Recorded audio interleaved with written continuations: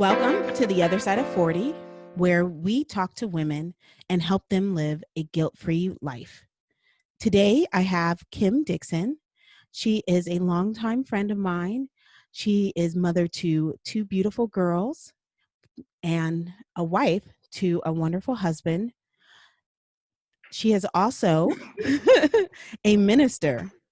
And we actually met because we were homeschooling our children together. And we were talking about what we could do to make our lives easier in teaching them. So, but now she's moved. She's moved twice. Wow, yeah. Yeah. And now she is in a whole nother state. And she has a lot of awesome things going on, including her own podcast, her own website, and actually a joint podcast with another woman. And I'll let her tell a little bit more about that. Can you tell us about what you have going on in your life? Yes. So I did move again, which at some point I would love to talk about, because that was another interesting part of life, moving again after 40, having to move. I had a vision for myself at this particular age. And so moving again was not part of it. But I did move. I am back up north. I'm used to sunshine and beaches, and had to wear winter clothes for the first time in a long time.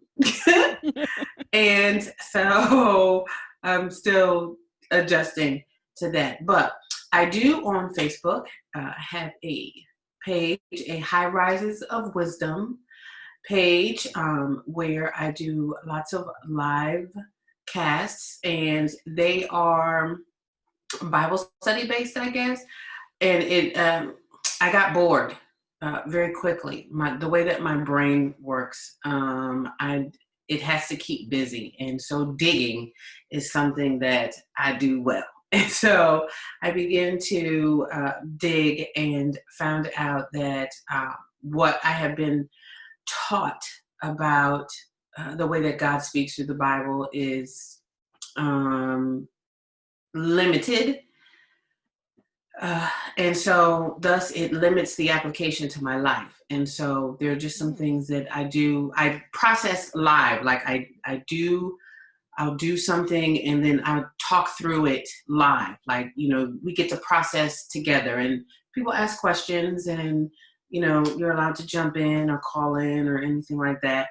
I do another live with a young lady named Jamila. She's a 20-something-year-old Black female, single, no children. And so we thought that the dichotomy between the two of us would be great. It's just talk show topics. Nothing is off limits. We talk about everything and the difference of our opinions. And we have fun. We have really good time. We have good chemistry, which was surprising. I also have my own podcast on Podbean, and I'm working on getting it on other platforms. So that it is accessible. Yes, and you warned me, iTunes, they are serious about their business, honey. You can't just be throwing stuff up on iTunes. No. And it is called Wise Conversations. Again, no subject is off topic. Everything I warn my listeners, I guess warn is a strong word. I inform my listeners that on most of my platforms, I always list them as religious, even though they're not, because I'm bound to mention Jesus somewhere. And I just want to warn people. I don't want them to hear and go, oh, God, it's one of those. But that's, kind of how I'm trying to run my life. I did it my way for years and years and years. And it sucked. And so now I kind of like to try it God's way. So I just kind of inform my listeners that that is possible. That may pop up. If you ask a question and you want to know how, I may have to say God did it. But those are the three things that I am working on. I'm working on my website. I believe High Rises will be the parent company for all of these things to fall under the umbrella of. So I want to be able to, I'm trying to reformat my old website to incorporate everything. And I found that now I need to have what do they call it? Like a store, because I have a couple of things. I have a couple of books that I want to be able to make available. I also have a small side business. It's called Wise Remedies. So everything, as you can see, falls under that theme of the high rises of wisdom. So this is Wise Remedies, where everything has a holistic twist to it. So like I do scrubs and soaps and perfumes and ointments and things, but they are based on the need of the customer. So they are customized to a specific person. So if you have certain things that you're trying to address, then say the scrub, the sugar scrub, or no, I don't like to say sugar scrub because depending on what the need is, it could be baking soda, rice powder, depending on what your issues are.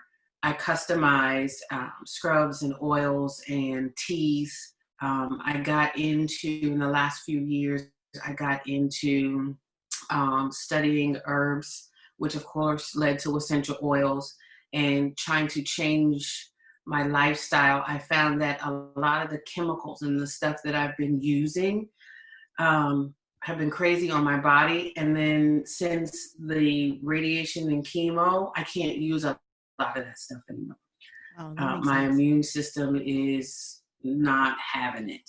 So those are some of the things that are right off the top of my head that I can think. As you can see, my plate is full and I tend to get overwhelmed. But Yes, I can. Who those are wouldn't with some of the that things that I schedule? got going on in my life. Well, let's bring it back. We wanted to talk a little bit today about the way we were raised and the impact that it has on our current relationships.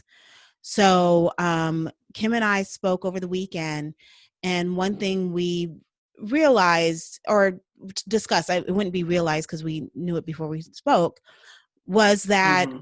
the way our parents raised us has a very strong impression on what we want to do or what we don't want to do in our marriage. And some of that's positive and some of that's negative, because you always kind of have a wall up. So for me, I was telling her a little bit about an energy clearing that I had a couple of days last weekend. I had an energy clearing, and the only thing I really remember from it is she used the word betrayal in a very brief discussion about how my father seemed to be super loving, and he was my stepfather. When my sister was born, stopped being that loving, caring father. So I had a very a paternal father figure that was loving in my life, and then all of a sudden he was there but disappeared. And how that's playing out in my relationship is, even though my husband is here and helpful and lovely and everything, I always have in the back of my mind, and he's going to turn one day. So, but you will slowly learn my story throughout these interviews. Right now, we're going to focus on Kim. So tell us a little bit about how that conversation went for you and what it brought up. So I started thinking about my father, and my father died at the age of 12. I was 12 when my father died. He didn't die at the age of 12. Man, he was getting in work early. And it was, I did not realize until this conversation how impactful that was for me, because up until the age of 12, I was daddy's little girl, which does not take much effort. It's just a relationship that, fathers tend to have with their little girls. He left here at an age where there were some things that I did not get taught. So now, having the love of a father, I did not have the opportunity to learn how love works between a man and a woman. Even seeing that, like with my mom, but specifically for us. Right. It doesn't take any effort as a child, a young child, a baby, a toddler, to gain the love of your father. It's an automatic thing. But in your preteen, adolescent, pubescent years, you begin to learn, right, how that works instead of, for instance, just in talking about the transition of it all. So when you're little, you just say, "Daddy, ice cream, please," and he's like, "Oh, do some ice cream," right? Of course. But at 12, 13, those years where you learn how to work it, where it's not automatic, you learn that it's going to take a little more than please. It's, "Daddy, can I have some ice cream, please?" You learn these You learn how to things, bat your eyes. what works for the love of a man, what's acceptable, what's not, what's acceptable for ladies in relationship with men, what's required, that give and take, that you learn, you discover that you are comfortable, you're in love with your daddy because of what? Well, because I feel safe. I feel like he protects me. I feel, you learn these specifics as you get older. You can put a name to it, and it's not just, that's my daddy. And so I didn't get that. I kind of had to figure that out on my own. And it wasn't my mom's job to teach me. That was something else that I had said. I was very angry, I think, with my mom because, my dad died. So the lovey-dovey part of my growing up, that parent was gone, and my mom was all business. But there was something that I once I reflected on it, I realized that wasn't her job. That wasn't her. The affectionate part of it was not her job. Her job was, and she did it well, was to raise me to be strong, independent, self-reliant, just all the attributes that you need to stand alone on your own, which she gained more of after my dad died, because now she has to do it on her own. There's no man in her life. There's no covering. It's just her. And so now she was, preparing me. Listen, you're going to have to learn to be able to stand on your own and do it this way and da da da da da da da. And so everything was hardcore from her. It wasn't her job to teach me the love of a man, right? That was my dad's job, and he was gone. So now, fast forward, I get married, and I am having an expectation on my husband to provide me a love that he can't give me. I'm looking for that I missed. I'm looking for that unconditional parental love, that daddy love, that it's the love of a father is different than the love of a husband, right? Yeah. But I'm asking him to give me something that he can't give me, that at this point, we're getting married, he doesn't even know what that is. He doesn't even understand that. He's not a dad. He doesn't know what it's like to love a girl. Right. He didn't see his father do it with his daughter because he left the family early. And so I'm putting these requirements, these hardcore requirements, and I'm making it very clear that this is what I need to feel completely loved, to feel the kind of love that I want. I'm asking him to carry the weight of my father. I'm asking him to give me something that he cannot give me. And so because I'm not getting it, right? Check this out. So because I'm not getting it, I'm making sure that he is aware that he is now insufficient. He is Mm. incapable. He can't give me what I need. Why can't you love me?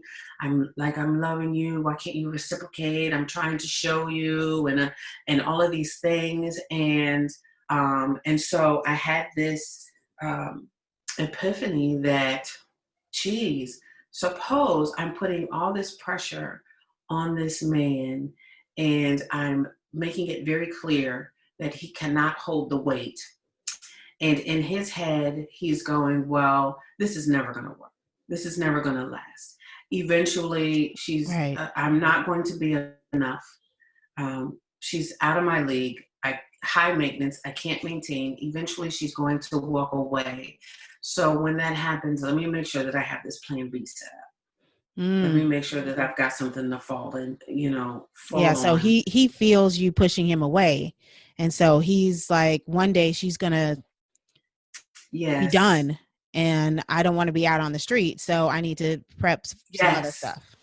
Right. Right. Yep. And so now I'm going, oh my God, did I do that? Like, and that was the title of the podcast. Did I cause my own pain? Like, did I do that? Did I Mm. push him to that? Now, that's not giving him the excuse or the benefit of making the choice. The choice was still his. The Right. Of action course. he is still responsible for. Yes. Um, but and then here's the flip side of the same coin. So now he's the father of my two girls. And I am now requiring him to give them what I'm looking for. Yep. You have to love your daughters. This is how fathers love daughters, Right. completely. And you have to make sure that you're doing it like this, and it looks like this, and it sounds like this, and it feels like this. And he's not doing it, and I'm getting angry. So Mm. now I have the lack of what I need from two fathers, my father and the father of my daughters, and Right. now my husband, right? And so here I am. I mean, it was so mind-blowing for me to look back over that and to really try to plug some things in, Mm-hmm. right? Is this real? Is this a realistic thought? Is this Yep. just my mind working? Is this really applicable, Kim? Just kind of think about it, break it down, and it really is. Mm. Carrying that weight from what I lacked from my parents into my marriage, and then trying to transpose it onto his fatherhood of our daughters, um, is a big deal. So I actually talked to him. We had a sit down, and I had to kind of release him from that. I let him know that I acknowledged the fact that I may have been asking a lot. I may have given him the idea that he bit off more than he could chew, but really I was shoving it down his throat, and that he Right. did a good job standing up underneath the pressure of what I was putting on him, because I mean, it was really rocky for us, but it could have been worse. Yeah. I could be divorced. Yeah. We could have been in an abusive relationship. Yeah. um, it could have turned a lot of ways. And so I kind of apologized for my part in that. And I released him from carrying that weight. He no longer had to provide something that was not his job to fill in my life. Right. He's supposed to give me the love of a husband and not the love of a father. Um, Exactly. and then in our conversations, even with that, we kind of discovered that the love of they're different, because um, parents love is really not unconditional, because parents can get fed up. I love Yeah. you, but you gotta go, right? Oh So yeah. it's not really unconditional. Yeah. It's not like you could stay here and continue to act a fool and everything will be okay. Right. And it's the same in a marriage. Um, love is not unconditional. Love is compromising. Love is complimenting. Love is, you work that thing to fit it. Um, you buff some edges, you sharpen some edges. I'm bringing all of me here. You're bringing all of you here. We're putting it on the table and we're trying to find out how this thing is going to work, how we're going to match it up. We compromise, Okay, if I know that this is, toe stepping or gut punching from you all the time, I can't say, well, that's just me. You got to accept me and love me unconditionally for all of my faults. Right. No, right? Unconditional love does not include pain. So, no, you are not supposed to love me and it hurt. It's almost like an oxymoron, right? Yeah. So having that conversation with you really sparked some unattended, unrecognized aspects of our relationships with our parents. And I think that something really positive came out of that. He was really freed, and it was emotional for him. And even for him hearing it, realizing he didn't know either, right? And so for him realizing it from that, and then also realizing that he's not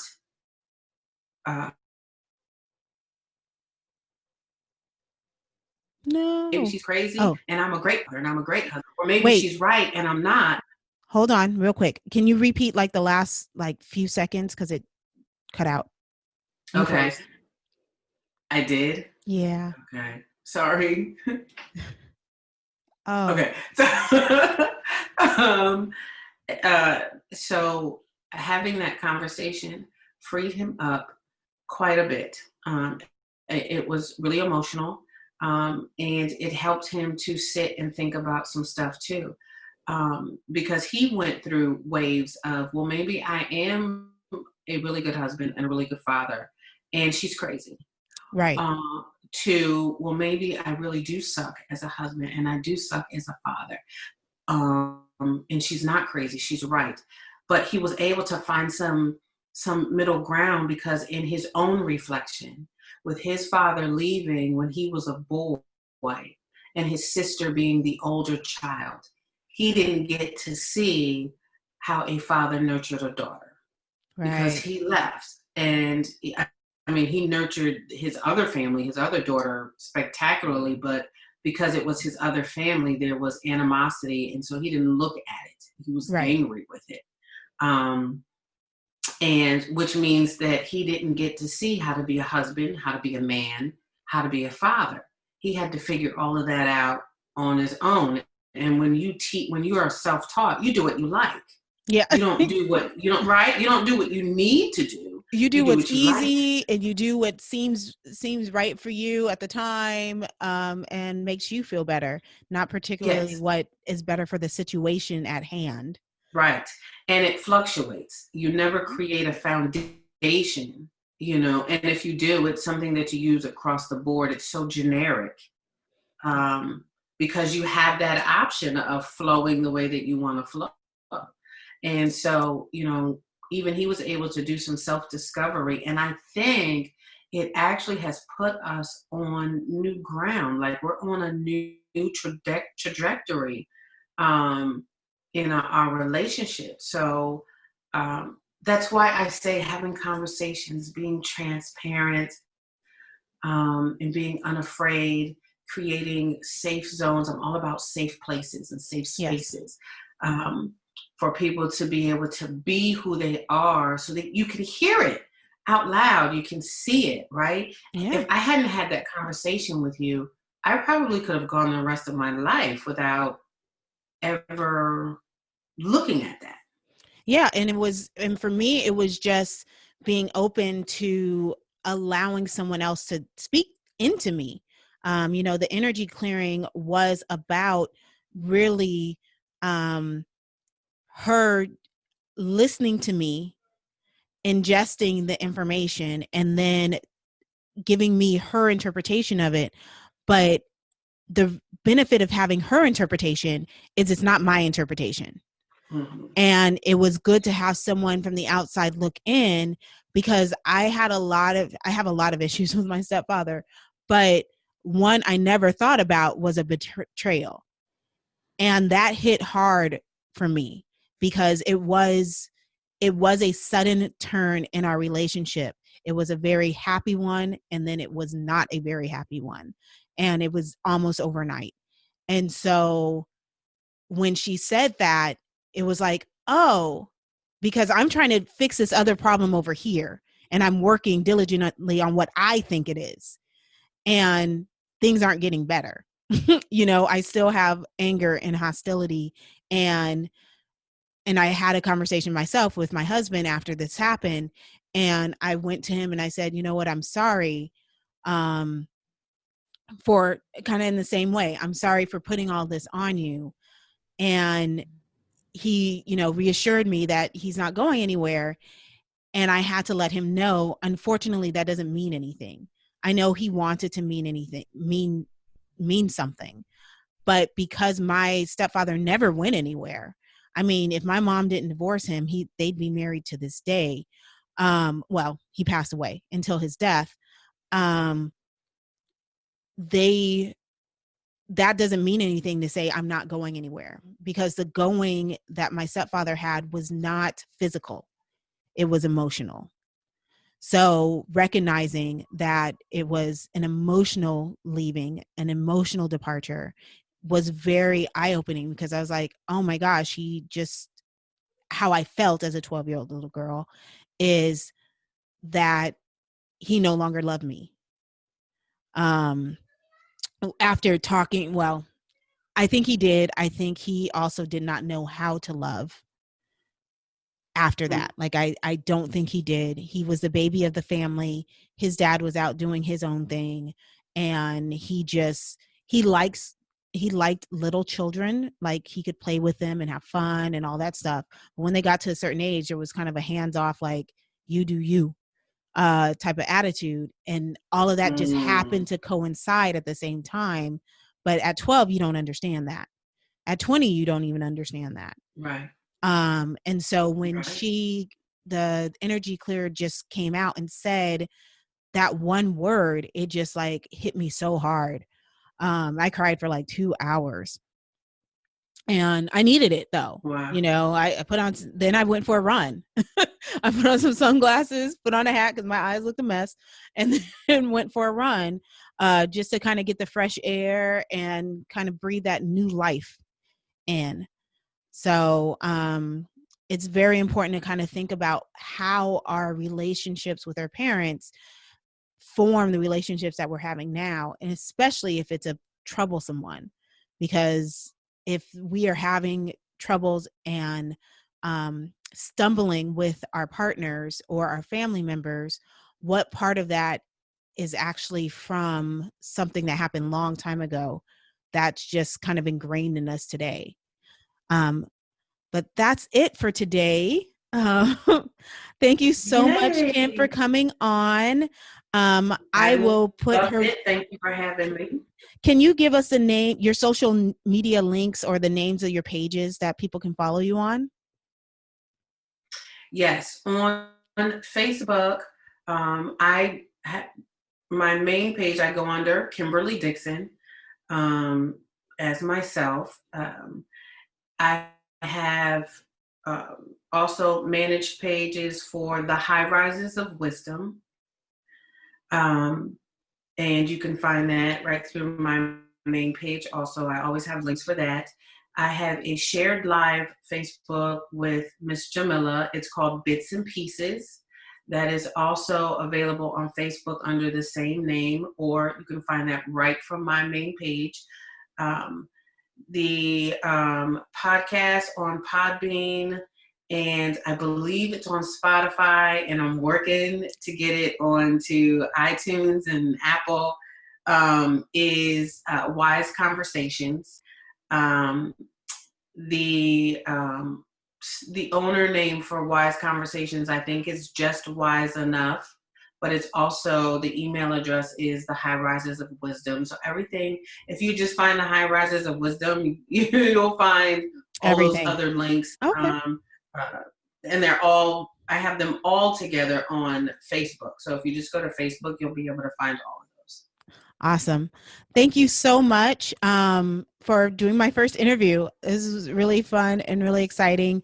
I look forward to seeing more of your work, and I know you will provide us with some great stories as well as you're getting your ministry. Is it a ministry degree, or what exactly are you getting a degree in? I am getting a degree in pastoral counseling. That's I it. would love for leadership to have a place to go, a safe place to be able to go and be real people, working through their issues as they lead other people. I mean, because you Yeah, take on a lot, you hear a lot, you you do. carry a lot. And, and under the Black Christian church, you were like the last line of defense. You get to hold the bag, so to speak, Yeah. which is unfair. And so I want to be able to help leadership be able to release and revive and refresh and know that they are unloading in a safe place. So I am degreeing in pastoral counseling. I am an ordained minister and deacon. And, I'm trying to live up to that. I'm still a regular people. I have to get people to understand I'm still a regular human that has real human issues, Yes. even more so, right? They Right. come for us first. So, Yeah. Okay. yeah, I'm always going to school for something. Yes, you're a perpetual student, which I love. I don't want to do any more education if I don't have to, but that's not true because I learn all the time. Um, You uh, do. so I just wanted to sign off and thank you so much for being the first interview. Um, and have a great day. All right. I loved it. Thank you for having me. Hope to be here Thank you. again. And I can't wait to see, talk, and relate with your audience.